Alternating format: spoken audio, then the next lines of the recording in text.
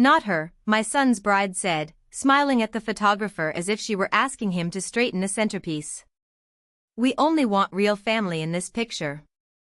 I was standing 3 feet from my son when she said it, close enough to see the tiny pearl buttons sewn down the back of her dress, close enough to smell the white roses in her bouquet, close enough to hear Daniel take one slow breath and choose not to defend me. The reception hall at the Grand Marlowe Hotel glittered around us, all champagne tablecloths, crystal glasses, soft jazz, and gold light spilling from the chandeliers. Every detail looked expensive, elegant, carefully arranged. And there I was, Margaret Whittaker, 68 years old, mother of the groom, being quietly removed from my own son's wedding photo like a stain someone had noticed too late. The photographer lowered his camera, confused. Mrs. Whittaker is the groom's mother, right? He asked gently. Claire's smile never changed. That was what made it hurt more. She did not look angry. She did not look embarrassed. She looked calm, polished, certain. Of course, she said. We'll do one with everyone later. Right now, I'd like the immediate family. Immediate family. I had packed Daniel's school lunches for 12 years. I had sat in a plastic chair beside his hospital bed when he had pneumonia at 9. I had worked the evening shift at the county library after his father died so Daniel could finish college without carrying the weight of my grief. But in that ballroom, with 200 guests laughing over salmon and champagne, I had suddenly become something distant. Decorative. Optional. I looked at my son. His tuxedo fit him perfectly, but he looked smaller than he had that morning, smaller than the little boy who once ran to me with scraped knees and believed I could fix anything with a bandage and a kiss on the forehead. His eyes met mine for half a second, then slipped away toward Claire. Mom, he said quietly, smoothing his cuff like there was dust on it. Please. It's Claire's day. I heard the words settle between us. Not our family's day. Not his wedding day. Her day. I nodded once. Not because I agreed. Not because it didn't wound me. But because I had spent too many years learning that dignity sometimes means stepping back without letting them see your hands shake. I moved out of the frame. The photographer hesitated, but Claire tilted her chin, and the camera rose again. Flash. The new family smiled without me. I stood beside a tall arrangement of white hydrangeas, my silver clutch pressed against my ribs, the corsage on my wrist suddenly feeling foolish. No one noticed when I slipped the cream envelope from my hand back into my purse. Inside it was not just a wedding card. It held a copy of the cashier's check I had written 6 months earlier, the one that paid for nearly half of this beautiful room where I had just been told I did not belong. The flash faded, but the shape of that moment stayed in front of my eyes, bright and sharp, as I stood there pretending to admire the flowers. A waiter passed with a silver tray of sparkling cider, and I took a glass only to give my hands something to do. The bubbles rose and disappeared without a sound. Across the ballroom, Daniel laughed at something Claire's father said, but the laugh did not reach his shoulders. I knew my son well enough to recognize when he was performing. He had learned that from me, though I wished he had learned courage instead. Earlier that afternoon, before the ceremony, I had arrived at the Grand Marlowe almost 2 hours early because Claire had texted me 3 times that week saying everything needed to be perfect. Please be there by 2, Margaret. Daniel gets nervous before big moments. I had read that message twice and smiled like a fool at my kitchen table, believing she was finally making room for me. I pressed my pale blue dress the night before, the one Henry used to say made my gray eyes look less tired. I pinned his small gold brooch near my collarbone, a quiet way of bringing Daniel's father with me. Henry had missed so many milestones after the stroke took him 6 years ago, but I had promised myself Daniel would never feel his absence more than necessary. When I walked into the hotel lobby, everything smelled of lilies and lemon polish. A young woman with a headset asked for my name, glanced at her tablet, and handed me a folded place card. It said Margaret W. Not mother of the groom. Not Mrs. Whittaker. Just Margaret W., as if I were a distant coworker invited out of politeness. I told myself not to be sensitive. Weddings are hectic. Mistakes happen. Then the usher led me to table 17, close enough to the kitchen doors that every few minutes I felt the warm push of air and heard plates clattering behind the wall. At the front of the room, the family table was already arranged with ivory name cards. Claire's parents. Claire's brother. Claire's aunt from Naples, Florida. 2 of Daniel's college friends I had met only once. There was no empty chair for me. I stood there with my purse hanging from my wrist, looking from table 17 to the front of the room, feeling the kind of embarrassment that does not make noise. Daniel saw me from across the lobby, started toward me, then stopped when Claire touched his sleeve. She whispered something. He nodded. That was the first small cut of the day, though I did not yet understand how many had been planned. I sat where they put me. I smiled when strangers asked how I knew the couple. I said, I am Daniel's mother, and each time I said it, I felt like I was reminding myself more than anyone else. By the time the photographer moved on to the next set of pictures, I had already started seeing the pattern I had spent months explaining away. It was not one mistake. It was not a busy bride forgetting a detail. It was a careful little arrangement of absences, each one polished enough to look accidental from a distance. During cocktail hour, I found the memorial table near the back hallway, tucked between the coat check and a service cart covered with folded napkins. Henry's framed photograph sat there beside one small candle that had not been lit. My husband had been Daniel's father for 32 years, the man who taught him how to ride a bike, how to change a tire, how to shake hands and look a person in the eye. But at his only son's wedding, Henry had been placed where guests went to look for their umbrellas. I stood in front of that little table longer than I should have. In the photo, Henry was smiling. In his old Navy suit, the one he wore to Daniel's high school graduation. I reached out and straightened the frame because it was tilted slightly to the left. That was when Claire appeared beside me, soft as perfume and just as impossible to hold. Oh, I hope that is okay, she said. The planner thought this corner was more peaceful. Peaceful. I looked at the swinging kitchen door 6 feet away and heard a busboy laugh as silverware clattered into a bin. Henry would have liked being closer to Daniel, I said. Claire's eyes flicked over my face, then away. Of course. We are just trying to keep the main entrance visually clean. Visually clean. I had heard that phrase twice already that day. Once when she told the florist to remove the yellow roses I had suggested because they were not part of her palette. Once when she asked the planner if the groom's side could be seated a little less heavily near the front. Now it seemed Henry and I were both part of what needed cleaning. During dinner, I watched Claire build a family around Daniel one photograph at a time. Bride with parents. Bride with siblings. Groom with new in-laws. Couple with closest relatives. Each announcement sounded harmless until I noticed who was never called. When I rose once, thinking perhaps I had missed my cue, Daniel gave me a small, strained smile and shook his head. Later, when he finally came to table 17, he bent down and kissed my cheek quickly, like a man leaving a receipt on a counter. Are you doing all right, Mom? He asked. I wanted to ask him why his father was hidden by the coat check. I wanted to ask why I had been seated closer to the kitchen than to my own son. I wanted to ask when he had decided that keeping Claire comfortable mattered more than keeping me included. Instead, I folded my napkin in my lap and said, I am fine, sweetheart. He looked relieved so quickly that it answered more than any confession could have. Before he walked away, I touched his sleeve. Daniel, did you know I was not at the family table? His face changed for just a second. Mom, please do not start. Claire has been under a lot of pressure. I nodded and let him go. That was the moment the room became quiet to me, even with 200 people talking. I could see it clearly now. Claire was not trying to make the wedding perfect.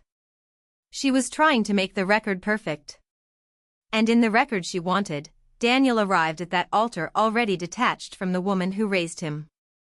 I sat through the salad course with my hands folded in my lap, watching the life I had built being rearranged by someone who had entered it only 3 years earlier.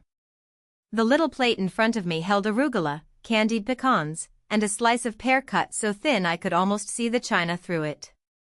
I moved the fork once, then set it down. Hunger had left me somewhere near the coat check, beside Henry's unlit candle. Across the room, Daniel leaned toward Claire while she whispered into his ear. He nodded in that obedient way I had started to recognize over the past year, not quite agreeing, not quite resisting, simply allowing himself to be led. I remembered him at 6 years old standing in our driveway in Dayton, Ohio, refusing to let go of my hand on the first day of school. His backpack had been nearly bigger than his shoulders. Henry had crouched in front of him and said, "A man can be scared and still take the next step." Daniel had nodded bravely, but he kept his fingers wrapped around mine until the teacher called his name. That boy used to look back for me. Now, at 38, he could barely look at me at all. After Henry's stroke, everything in our house changed except my job as Daniel's shelter. Medical bills arrived in white envelopes that seemed to multiply overnight. The mortgage did not care that I was grieving. The electric company did not care that I was sleeping in a chair beside Henry's bed. Daniel was 26 then, newly hired at a small insurance office, proud but drowning in student loans. I told him not to worry. I told him his father and I had planned well enough. That was not entirely true. I took extra hours at the library. I sold Henry's fishing boat, then my mother's emerald earrings, then the little rental property in Dayton that was supposed to help me retire comfortably. I did it quietly because love, real love, does not hand someone a receipt every time it sacrifices. When Daniel met Claire, I tried harder than anyone knew. I invited her to Thanksgiving. I learned that she liked unsweetened iced tea with lemon, hated green bean casserole, and preferred being called Claire Bennett instead of Mrs. Whitaker even after the engagement. I told myself modern women had their own ways. I respected that. When she corrected the way I folded napkins, I smiled. When she suggested Daniel and I should make our Sunday calls shorter because newly engaged couples needed boundaries, I said I understood. When Daniel stopped coming by on his father's birthday because Claire had booked a weekend in Chicago, I mailed him Henry's old cufflinks and wrote, "Your dad would be proud of you." I never mentioned that I ate dinner alone that night with one place sitting across from me, because saying it would have sounded like begging. 6 months before the wedding, Daniel called me late on a Tuesday. His voice was tight. The hotel deposit had doubled. Claire's parents were covering flowers and music, but there was a gap. He hated asking. I could hear the shame in his silence, and shame had always undone me when it came from my son. The next morning, I went to Huntington Bank and requested a cashier's check for $48,000. The teller asked if it was for a house. I said, "No. It is for my son's wedding." I remember how proud I felt writing that memo line. Now I sat at table 17, watching Claire's father lift a glass beneath chandeliers I had helped pay for, while my own name had been shortened to an initial and pushed toward the kitchen doors. I did not want applause. I did not want a speech. I only wanted my son to remember that before Claire built a wedding around him, I had built a life beneath him strong enough for him to stand on. Eleanor Brooks found me just as the servers cleared the dinner plates. I had known Eleanor for almost 20 years, ever since she photographed the retirement party Henry's coworkers threw for him at the old Union Hall. She was 70 now, with silver hair cut neatly at her chin and a way of looking at a room that made you feel she could see the truth. Hiding behind the wallpaper. She had come as my guest, though Claire had placed her at table 19, even closer to the kitchen than mine. Eleanor touched my shoulder gently before sitting beside me in the empty chair that should have held someone from Daniel's side of the family. "Margaret," she said, keeping her voice low, "how much of this have you noticed?" I gave her the kind of smile women our age give when we are trying not to ruin someone else's celebration with our pain. "Enough." She followed my eyes to the front of the room, where Claire was posing with her parents beside the cake. "This is not disorganization," Eleanor said. "I spent 35 years photographing weddings. A messy wedding looks chaotic. This looks edited." The word landed quietly, but it explained everything. Edited. Henry in the hallway. My seat near the kitchen. My shortened name. The photographs that kept happening without me. Eleanor leaned closer. During cocktail hour, I heard Claire speaking to the planner near the bar. She said she did not want Daniel's mother dominating the family image. I turned my glass slowly on the tablecloth. The condensation had made a pale ring on the linen. "Dominating," I repeated. The word almost made me laugh, but there was no humor in it. I had spent the entire day trying to take up less space. She also asked the photographer to prioritize the Bennett family for the album, Eleanor continued. She said the groom's side was complicated. Complicated. That was what people called you when they wanted permission to ignore your humanity. I looked toward Daniel. He was standing beside Claire's brother now, smiling for another picture. His hand rested lightly on Claire's back. He looked comfortable in the family she had built around him, or maybe he looked tired of resisting it. Either way, the result was the same. Eleanor opened her small black purse and slid a folded program toward me. "Look at the last page." I did. Under special thanks, the Bennett family was listed in flowing script. Claire's parents were thanked for their generosity, support, and love. The wedding party was thanked. The planner was thanked. Even the florist was thanked. My name was nowhere. Neither was Henry's. For a moment, I heard nothing but the faint clink of silverware and the muffled beat of music under conversation. $48,000 did not need to be announced. I had not given it for praise. But the absence of my name was not humility. It was erasure. Eleanor placed her hand over mine. "Honey, she is not just keeping you out of pictures. She is keeping you out of the story." I stared down at the program until the letters blurred slightly. Then I folded it once, carefully, and put it inside my purse beside the copy of the cashier's check. My hands were no longer trembling. That surprised me. Pain had a strange way of burning itself into clarity. Across the ballroom, the photographer called for another family grouping, and Claire's voice floated above the music, bright and sweet. "Let us do the closest family now." Eleanor looked at me. I looked at the unlit candle beside Henry's hidden photograph. Then I stood up, smoothed the front of my dress, and walked toward the place where they were deciding who counted. I reached the edge of the photography area just as Claire was arranging everyone like pieces on a display shelf. Her mother stood on Daniel's right. Her father stood on Claire's left. Her brother and his wife were pulled close, their shoulders touching the bride's veil. Daniel's college friends hovered nearby, laughing as if this were all easy and natural. The photographer looked up and saw me. He was a kind-faced man in his 50s, with reading glasses hanging from a cord around his neck. "Mrs. Whitaker," he said, sounding relieved, "come on in. Let us get one with the groom's mother." For one breath, the room gave me back my name. Then Claire turned. Her smile was still there, but her eyes sharpened. "Actually, let us do real family first," she said. "We can do extras later." Extras. I had heard many painful words in my life. Widow. Balance due. We regret to inform you. But that one, spoken under warm lights at my son's wedding, found a place in me I did not know was still tender. I looked at Daniel. His mouth parted slightly, as if some old instinct in him wanted to rise. Then Claire touched his arm. Just 2 fingers against his sleeve, and whatever he might have said disappeared. He looked down. I did not move. Around us, conversation thinned. Claire's mother adjusted her bracelet and looked away. One of Daniel's friends studied the floor. The photographer lowered his camera again, trapped between the person paying for the image and the person being removed from it. I slowly reached for the white rose corsage on my wrist.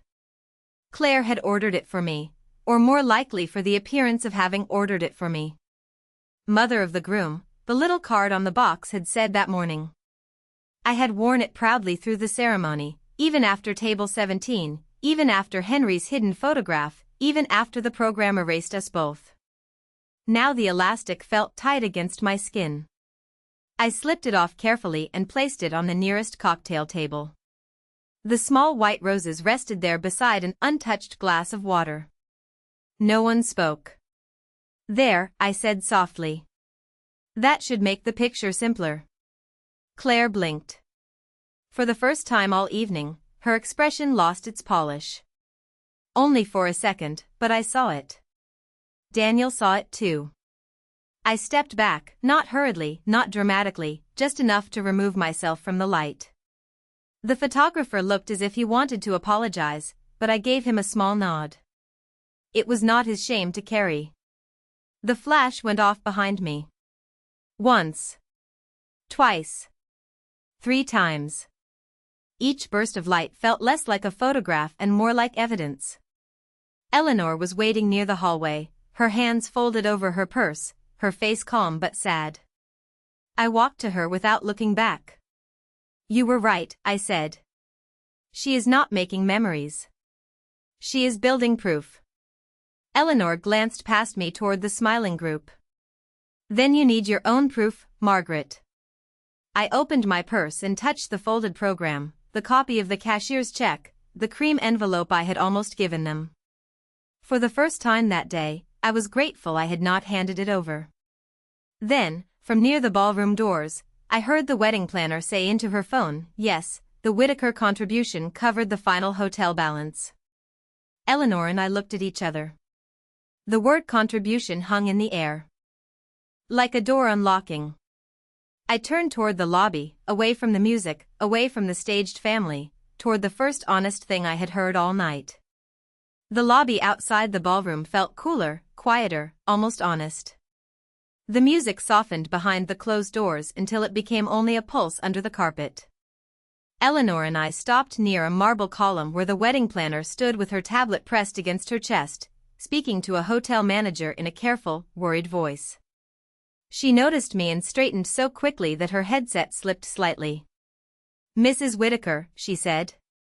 "Not Margaret W. Not guest at table 17. Mrs. Whittaker." It was strange how dignity could return in a single syllable when money was attached to it. I kept my voice even. "I believe I heard you mention the Whittaker contribution." Her face changed. Not fear exactly, but the look of someone realizing the private file has walked into the room wearing a pale blue dress. "Yes, ma'am," she said. "I was just confirming the final hotel balance. Everything has been settled." Eleanor stood beside me, silent as a witness. "By whom?" I asked, though I already knew. The planner glanced toward the ballroom doors. "The primary private payment was received from you, ma'am. The rest was listed under the Bennett family event account." There it was. Not hidden in emotion. Not softened by excuses. A simple business fact in a hotel lobby. I opened my purse and took out the folded copy of the cashier's check. $48,000. Huntington Bank. Payable to Grand Marlowe Events. The memo line read Daniel and Claire wedding reception. My handwriting looked steadier than I remembered feeling that day. Was my name included anywhere in the event acknowledgments? I asked. The planner swallowed. "Mrs. Whittaker, those details are usually directed by the couple." That was not my question. She looked down at her tablet. Her finger moved once across the glass. "No, ma'am. The acknowledgement page was approved by Miss Bennett. It credits the Bennett family for hosting and support." Miss Bennett. Even the hotel still knew who had not changed her name. I almost smiled. Eleanor touched my elbow, not to stop me, only to remind me I was not standing there alone. The planner lowered her voice. I am sorry. I was told you preferred to remain private. I closed my eyes for 1 second. That was Claire's gift. She did not just erase you. She made your erasure sound like your own request. I opened my eyes and asked, do you have the invoice summary? The planner hesitated. I can print a copy for the contributor of record. Then please do. She disappeared behind the front desk, and I stood beneath the gold lobby lights listening to a room full of people celebrate a story that had been edited without my permission. A few minutes later, she returned with 3 pages folded inside a hotel envelope. My name appeared on the first page beside the largest payment. Below it were charges for the ballroom, plated dinner, photography package, upgraded floral installation, and late-night dessert station. I stared at the photography line longer than the others. I had helped pay for the pictures I had been removed from. My phone buzzed in my purse. For a moment, I thought it might be Daniel. It was not. It was Peter Lawson, Henry's old attorney, responding to the message I had sent him from table 17 after Eleanor showed me the program. His text was brief. Margaret, call me before you release any remaining family funds. Henry's trust clause may apply. I read it twice. Eleanor read my face before she read the screen. What is it? She asked. I slipped the invoice into my purse beside the program and the check copy. Henry may have left one more way to stand beside me. From inside the ballroom, applause rose suddenly, bright and empty. The speeches were about to begin. The applause followed us back into the ballroom, warm and polished, as if nothing ugly had happened beneath all that light. Claire's father stood at the microphone, one hand in his jacket pocket, smiling like a man who believed the evening had gone exactly as planned. He thanked the guests for coming, thanked his beautiful daughter, thanked his new son-in-law, and then thanked the Bennett family for making the celebration possible. I felt Eleanor go still beside me. Daniel clapped with everyone else, though. His eyes drifted toward the side entrance where I stood. For once, I did not look away first. The master of ceremonies reached for the microphone next and announced that there would be a few family toasts before the first dance. Claire leaned toward him quickly, whispering something with that practiced bridal smile. I watched his expression flicker with uncertainty. Then Claire's father, perhaps kinder than his daughter expected, looked across the room and said, "Should we not hear from the groom's mother as well?" The room shifted. It was only a small shift, a few heads turning, a few glasses pausing halfway to lips, but I felt it like a door opening. Claire's smile tightened. Daniel's face went pale. I walked to the microphone slowly, not because I wanted drama, but because I had learned long ago that people listen differently when you do not rush to fill a silence. The microphone felt cool under my fingers. I could see table 17 from where I stood. I could see Henry's hidden candle near the hallway. I could see my son, standing between the woman who raised him and the woman who had tried to erase her. I was not scheduled to speak tonight, I began. My voice sounded calm, older than I felt, but steady. That is all right. Mothers become familiar with doing important things without being announced. A few soft laughs moved through the room, unsure but kind. Daniel closed his eyes for a second. I continued. When Henry and I brought Daniel home from the hospital, he was 7 pounds, 4 ounces, and he cried every time we put him down. Henry said it was because he already knew family meant being held close. I turned slightly toward my son. For many years, I held him close. Then I stood back when life asked me to. That is what parents do. We hold. We release. We hope our children remember both. The room had grown very quiet. Claire was no longer smiling. I did not look at her for long. She was not the center of this, no matter how carefully she had arranged the day. A family photograph is not about who looks perfect, I said. It is about who stood there when life was not perfect. It is about the people who showed up for hospital rooms, overdue bills. lonely birthdays, and hard mornings when there was no photographer to make it beautiful. Daniel's eyes found mine then, and something in his face finally broke open, not loudly, not enough to fix anything, but enough to show he understood. I reached into my purse and rested my hand on the hotel envelope. Before I sit down, I need to say one practical thing. Henry left a family trust with clear instructions that its funds were to support family with respect, honesty, and dignity. After tonight, I will be asking Mr. Peter Lawson to review any remaining distributions connected to this marriage celebration. Until that review is complete, no further Whittaker family funds will be released. No one clapped. No one breathed loudly. The silence was cleaner than applause. Claire looked at Daniel, then at her father, then at me, and for the first time that day, she seemed unable to decide which face to wear.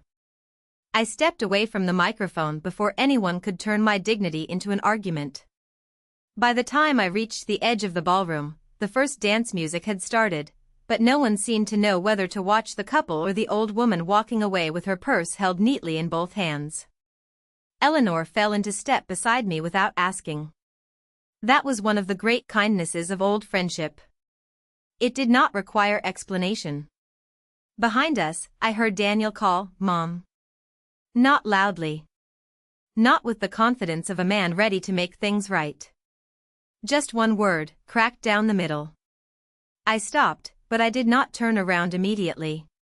I looked instead at the lobby doors, at the clean glass reflecting my pale blue dress, Henry's brooch, and the white rose corsage still lying on the cocktail table behind me like something I had finally outgrown.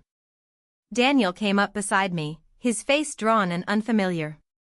For a moment, I saw the boy from Dayton under the tuxedo, the child who used to search a crowded school auditorium until he found me and smiled. "I did not know," he said. I looked at him then. "You knew enough to look away." His mouth opened, then closed. That was the first honest answer he gave me all day. Claire appeared a few feet behind him, her veil gathered over one arm. Her voice low and tight. "Daniel, do not do this here." I almost admired the consistency of it. Even then, she was not sorry for what had happened. She was only worried about where it was being seen. Daniel turned toward her, and for the first time that night, he did not move when she reached for his sleeve.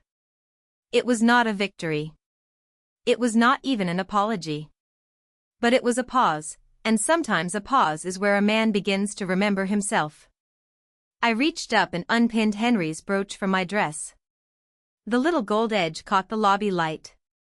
I pressed it into Daniel's palm and folded his fingers around it. "Your father wore this the day you graduated high school," I said. "He told me that night we had raised a good man." I still hope he was right. Daniel's eyes filled, but I did not step forward to comfort him. Mothers do that too often. We soften the lesson before it has time to settle. When you are ready to remember who stood beside you before the lights, before the flowers, before the photographs, you know where to find me. Then I walked out with Eleanor into the cool Ohio night. The valet asked if we needed a car, and I surprised myself by laughing softly. We stood beneath the hotel awning while the city moved around us, ordinary and indifferent, and for the first time all evening, I could breathe without feeling like I was borrowing space. The next morning, the photographer called me. He said he hoped he was not overstepping, but there was one picture he wanted me to have. It had been taken in the lobby after my toast, just before I left. I was standing beneath the gold lights with Eleanor beside me, my purse in my hands, my head lifted, Henry's brooch still pinned to my dress. I was not smiling exactly. But I was not broken. 3 days later, Daniel came to my house holding that photograph in a plain white envelope. He stood on my porch for a long time before knocking. When I opened the door, he looked older than he had at the wedding. "It is the only picture from that night that tells the truth," he said. I took the envelope. I let him stand there in the quiet for a moment, the way I had stood alone in that ballroom. Then I opened the door just wide enough for my son to step inside, but not wide enough for the lies to follow him.